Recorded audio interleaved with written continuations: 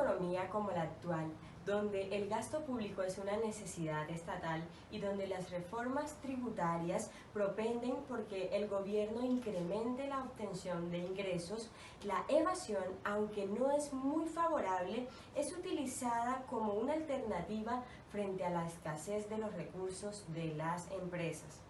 En Colombia, con el fin de subsanar esta situación fiscal, se han planteado diversas estrategias cuyo objetivo es incrementar el ingreso público y disminuir el gasto de la misma naturaleza.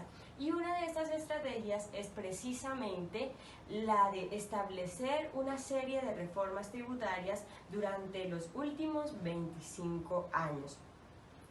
En palabras de expertos, ante la necesidad de acrecentar el recaudo de manera sostenida, se ha optado por incrementar las tarifas de los impuestos, especialmente las del IVA, y de igual manera aumentar las bases gravables, lo cual ellos afirman que ha resultado contraproducente en cierto modo, ya que se le cobra más a la economía formal que estaban cumpliendo con sus obligaciones y de cierta manera se les induce a la evasión y por ello esta última ha incrementado.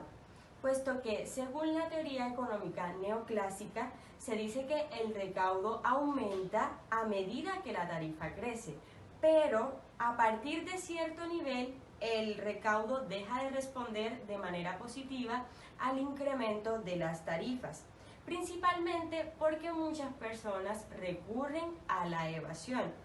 Por ello, el establecer el nivel de evasión de impuestos se ha convertido en una preocupación para las autoridades fiscales y para el país en general.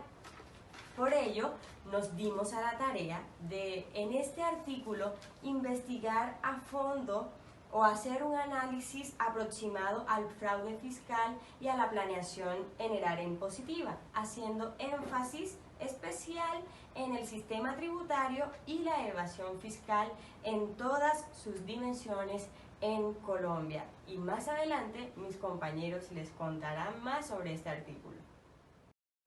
Sistema tributario en Colombia. La principal fuente de financiación del Estado colombiano se presenta en la tributación. El órgano encargado de determinar la legislación tributaria en primera instancia es el Congreso de la República y posteriormente las asambleas departamentales, los consejos municipales y aquellos que imponen, modifican y derogan las cargas fiscales. Los impuestos en Colombia se clasifican en dos: impuestos directos e impuestos indirectos. Los directos son aquellos que recaen directamente, valga la redundancia, sobre el contribuyente y para ello se consulta la capacidad económica de la persona. Dentro de estos encontramos el impuesto al patrimonio, el ICA, el impuesto predial, entre otros.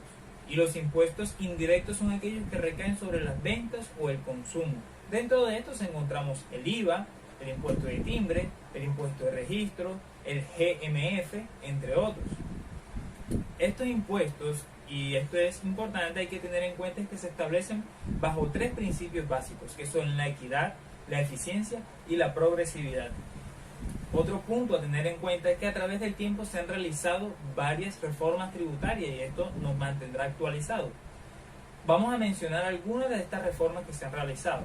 En el 2006, la ley 1111, con esta reforma se elimina la sobretasa del impuesto a la renta.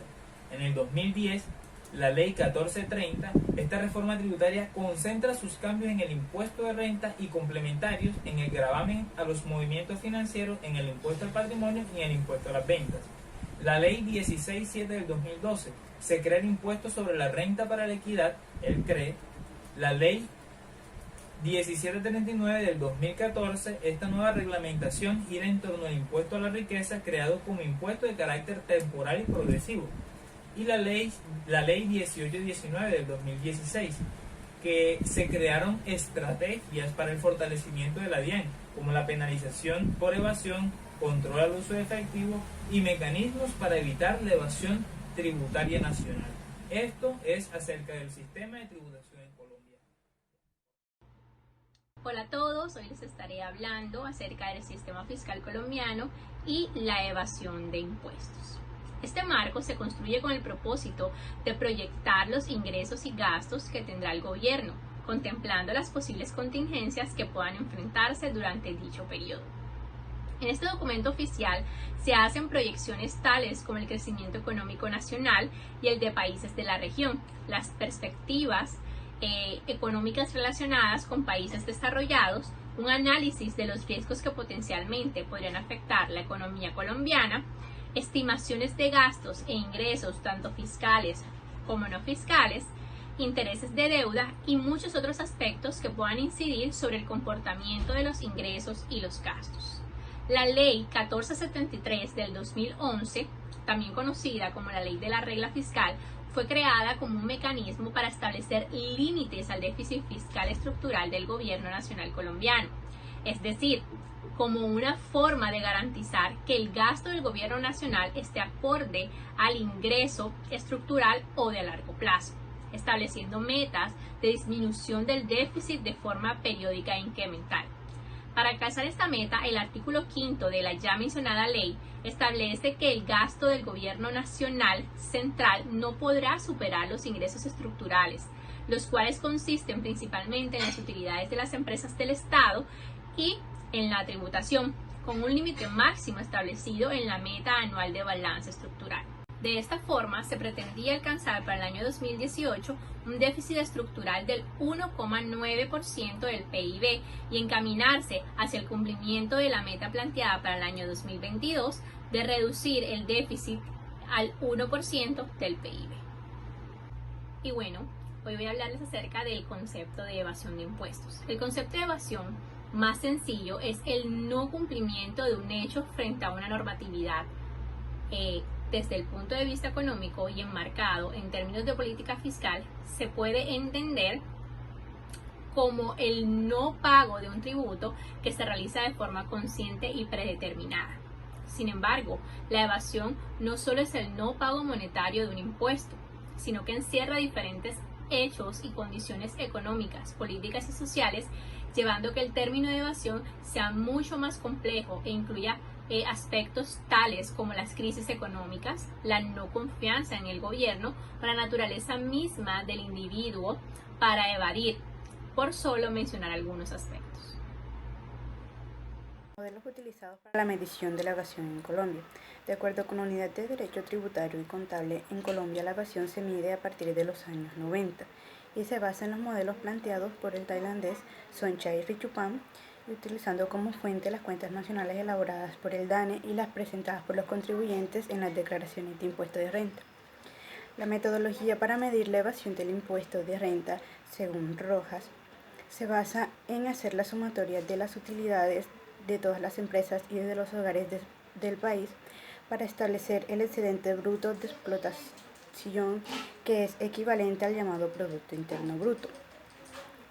El siguiente paso es confrontar el EVE, denominado renta potencial por la DIAN, con las declaraciones de renta presentadas a la entidad, de donde se determina una diferencia o brecha que puede ser tomada como la magnitud de la evasión. Alternativas de medición de la evasión. Es tema de debate de análisis económico entender el porqué la evasión y la medición del fenómeno. De acuerdo con Escobar, es importante medir la evasión por tres razones fundamentales. Contribuye a mejorar la destinación de los recursos para fiscalización de acuerdo con las actividades económicas, zonas geográficas y mecanismos de evasión.